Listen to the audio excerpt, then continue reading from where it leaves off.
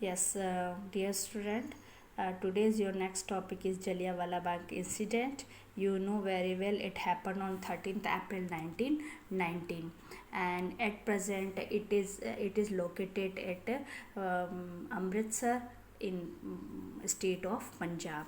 Okay, and you know on the 13th April, a large but peaceful crowd gathered at the Jallianwala Bagh to protest the against of arrest leader like Dr. Saifuddin Kichwi and the Satyapal.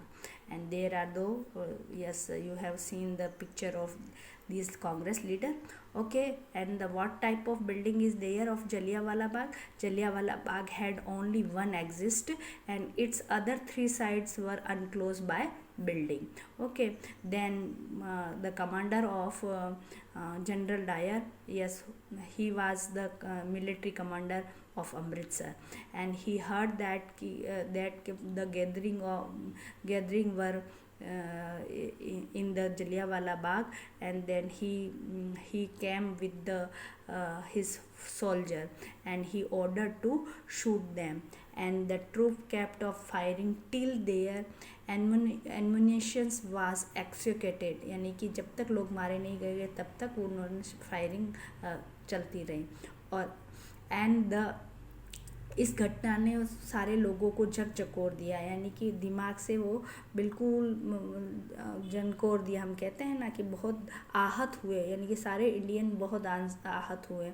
Yes, in conscience of the nation was the shocked at the massacres of the innocent people, and that but it also made it clear that it had no intention of parting with the political power or sharing it with Indians. और फिर इतनी बड़ी घटना होने के बाद भी उन्होंने डिसाइड किया कि किसी भी पॉलिटिकल लीडर को या इंडियंस को हम उनके मतलब के प्लानिंग में हम पॉलिटिकल पावर के लिए उनको हम पार्ट करवाएंगे, ये डिसाइड किया कॉलोनियल गवर्नमेंट ने।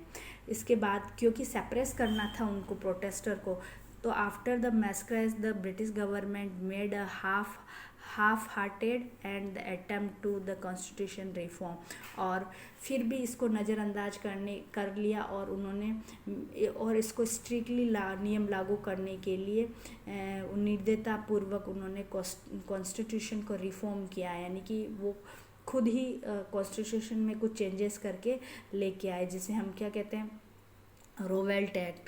The British government also refused to annul the Rowlatt Act and make the amends for the atrocities इन पंजाब। और इस तरह से उन्होंने इस रॉयल्ट एक्ट को क्या कर लिया, यस, रेफ्यूज़ कर दिया गया, और जो पंजाब की इस एट्रोसाइट्स को अमेंड्स को बना दिया, उनके नियम और कानून बना दिया। इस तरह से आपकी जो ये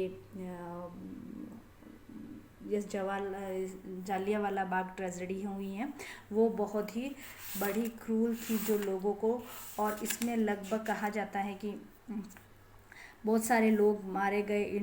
जनरल डायर ने enter to the park and block the only exist. उसने क्या कर रहा था कि जो एग्जिस्ट पॉइंट है वहाँ पे रहकर सारी चीज़ों को ब्लॉक कर दिया गया। इस ऑर्डर से क्या हुआ कि fire on the innocent gathering killing near all the present in the park. Even park में जितने भी लोग थे वो सारे मारे गए थे। And people including women children were killed and the wounded due to the indiscriminated firing by the British soldier, and which ultimately lead to the nationwide outrage. And Jallianwala Bagh incident is one of the most brutal incident in the history of India. That's all.